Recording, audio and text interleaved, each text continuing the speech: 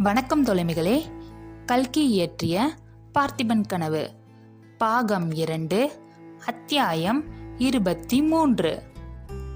நள்ளிரவில் அன்றிரவு ஏறக்குறைய 1:30 ஜாமம் ஆனபோது உறையூர் நகரில் நிசப்தம் குடிகொண்டது. வீதி முனைகளில் கல் தூண்களின் மேல் எரிந்து கொண்டிருந்த அகல் விளக்குகள் ஒவ்வொன்றாக மங்கி அணையத் தொடங்கின.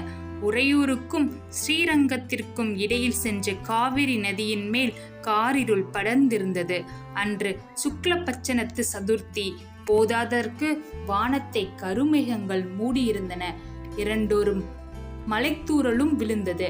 அத்தகைய காரிருளில் காவிரி நதியின் ஓரமாக ஜலத்தை கிழித்து கொண்டு படகு செல்லும் சலசலப்பு சத்தம் கேட்டது. கொஞ்சம் உற்று பார்த்தோமானால் ஒரு சிறு படகு கிழக்கே இருந்து மேற்கே கரையோரமாக போவதை காணலாம். படகில் யாரோ ஒருவர் உட்கார்ந்திருப்பதும் மங்கலாக தெரிகிறது. கரையில் நின்ற வண்ணம் ஒருவர் படகை கயிற்றினால் இழுத்து கொண்டு போவதும் புலப்படுகிறது. இன்னும் கொஞ்சம் நெருங்கி பார்த்தோமானால் அவர்கள் இருவரும் நமக்கு தெரிந்த புள்ளிகள்தான் என்பதை காண்கிறோம். வேறு யாரும் இல்லை. கரையில் இருந்து படகை இழுத்து கொண்டு போகிறவன் படகோட்டி பொன்னன். படகில் உட்கார்ந்திருப்பது வள்ளிதான். வள்ளியின் கையில் ஒரு சிறு கூடை இருக்கிறது. அதற்குள்ளே அகல் விளக்கு ஒன்று மினுக் மினுக்கென்று எரிகிறது. அதை அணைத்து விடாமல் வள்ளி தன்னுடைய சேலை தலைப்பால் மறைத்து கொண்டு ஜாக்கிரதையாக எடுத்து வருகிறாள். அந்த இருட்டில் பிரவாகத்திற்கு எதிராக படக்கை மேற்கு நோக்கி இழுத்து கொண்டு போவது லேசான காரியமில்லை. வழியில் படித்துறைகளும் நதிக்கரை மண்டபங்களும் ஓங்கி வளர்ந்த ஆற்றில் கவிழ்ந்திருந்த விருட்சங்களும் குறுக்கிட்டன.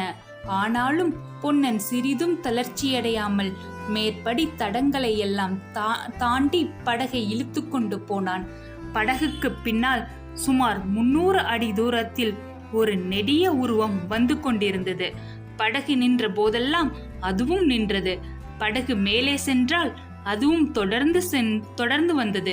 கொஞ்சம் நெருங்கி பார்த்தால் இந்த உருவமும் நமக்கு தெரிந்த மனிதனின் உருவம்தான் என்பதை காண்கிறோம். ஆமாம், மாரப்ப பூபதிதான். அப்படி பொன்னனுடைய படகை நள்ளிரவில் தொடர்ந்து வந்து கொண்டிருந்தான். அவனுக்கு பின்னால் இன்னும் கொஞ்ச தூரத்தில் அதே நதிக்கரை ஓரமாக இன்னொரு உருவம் சத்தம் செய்யாமல் வந்து கொண்டிருந்தது. ஜடாமகுடம் தரித்த சந்நியாசியின் உருவம் அது. ஆம், போர்க்களத்தில் பார்த்திபனுக்கும் வரமளித்தவரும் பொன்னன் குடிசையில் நாம் சந்தித்தவருமான அதே சிவனடியார்தான். ஏறக்குறைய நள்ளிரவு ஆன சமயத்தில் பொன்னன் படகை நிறுத்தி மிகவும் மெல்லிய குரலில், "வள்ளி, இறங்கு, வந்துவிட்டோம்" என்றான். அதே சமயத்தில் ஸ்ரீரங்கநாதரின் ஆலயத்தில் அர்த்தஜாம பூஜைக்குரிய மணி சத்தம் ஓம் ஓம் என்று கிளம்பிய நள்ளிரவின் நிசப்தத்தை மீறிக்கொண்டு வானவெளியெங்கும் வியாபித்து எதிரொலி செய்தது. பொன்னனுக்கும் வள்ளிக்கும் உடம்பு நடுங்கிச்சு. நல்ல சகுனம் வள்ளி, காரியம் ஜெயந்தான். சீக்கிரம் இறங்கு என்றான் பொன்னன். வள்ளி விளக்கு கூடையை ஜாக்கிரதையாக எடுத்துக்கொண்டு படகிலிருந்து இறங்கினாள். பொன்னன் படகை அங்கிருந்த மரத்தின் வேரில் கட்டினான். பிறகு இருவரும் கரை மேல் ஏறினார்கள். அங்கே ஒரு நீண்ட மதிச்சுவர் இருந்தது. அந்த சுவரின் ஒரு வாசற்படி காணப்பட்டது. அதன் கதவு பூட்டியிருந்தது. பொன்னன் தன் மடியிலிருந்து ஒரு கொத்து சாவியை எடுத்து ஒரு சாவியினால் பூட்டை திறந்தான். இருவரும் கதவை தள்ளிக்கொண்டு உள்ளே பிரவேசித்தார்கள். கம்மென்று செண்பகப்பூவின் நறுமணம் வந்தது. "பார்த்தாயா வள்ளி, செண்பகப்பூவின் வாசனையை?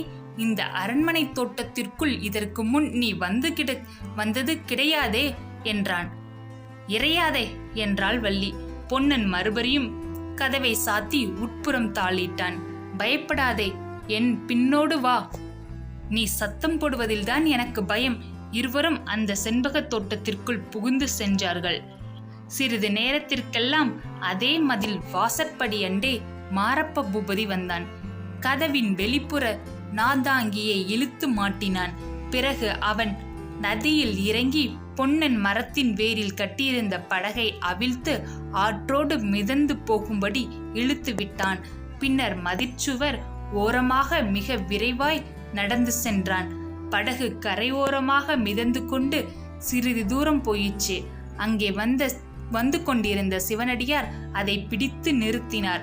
நிறுத்திய இடத்திற்கு அருகில் இருந்து ஒரு பெரிய விருட்சத்தின் வேரில் அதை இழுத்து கட்டினார். மறுபடியும் மேல் நோக்கி சென்று அதே மதிச்சுவரின் வாசற்படிக்கு வந்தார். மாரப்ப பூபதி இழுத்து போட்ட நாதாங்கியை கலற்றி விட்டார். மீண்டும் திரும்ப சென்று படகு கட்டியிருந்த மரத்திற்கு பின்னால் அமர்ந்தார். அச்சமயம் நதியின் அக்கறையில் அநேக தீவர்த்திகளுடன் ஒரு கும்பல் காணப்பட்டது. சிறிது நேரத்திற்கெல்லாம் அந்த தீவர்த்திகள் நதியின் நடுமத்திக்கு வந்துவிட்டன. பல படகுகள் நதியை கடந்து வந்து கொண்டிருந்தன என்று தெரிந்தது. சிவனடியார் மறைந்திருந்த மரத்திற்கு சிறிது கீழே படகுகள் கரைக்கு வந்து சேர்ந்தன. படகுகளிலிருந்து பலர் இறங்குகிறது தீவர்த்திகளின் ஜோதியில் தெரிந்தது. அவர்களில் சிறு தொண்டரும் அவர் மனைவியாரும் குந்தவி தேவியும் காணப்பட்டனர். சக்கரவர்த்தியின் பிரதிநிதியாக உறையூரை ஆண்டு வந்த தளபதி அச்சுதவர்மர் அவர்கள் எல்லோருக்கும் முன்னால் சென்றார். மற்ற பரிவாரங்களும் ஏவலாளர்களும் பின்னால் வந்தார்கள். ஸ்ரீரங்கநாதரின் அர்த்தஜாம ஆராதனையை தரிசித்துவிட்டு திரும்பிய அந்த பக்தர் குலாத்தில் சக்கரவர்த்தி நரசிம்மவர்மரை மட்டும் காணவில்லை.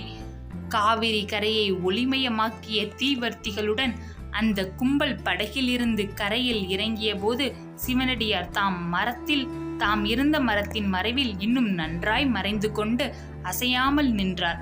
அவர் மூச்சு விடும் சத்தம் கூட அப்போது கேட்கவில்லை. தீவர்த்திகளுடனே அந்த கும்பல் நகருக்குள் புகுந்து மறைந்த பிறகு காவிரி நதி தீரத்தில் முன்னால் இருந்ததை விட அதிகமான கணாந்தகாரம் குடிக்கொண்டது. சிவனடியார் மரத்தின் மறைவிலிருந்து மறுபடியும் வெளிவந்து நதிக்கரையின் படகில் அருகில் அமர்ந்தார். அந்த கார் இருளிலும் கூட மேற்கூறிய மதில் வாசலின் பக்கம் அவருடைய கண்கள் கூர்மையாக பார்த்தன. அவருடைய செவிகளும் கதவு திறக்கப்படும் சத்தத்தை எதிர்நோக்கி கூர்மையாய் கேட்கலாயின. நன்றி.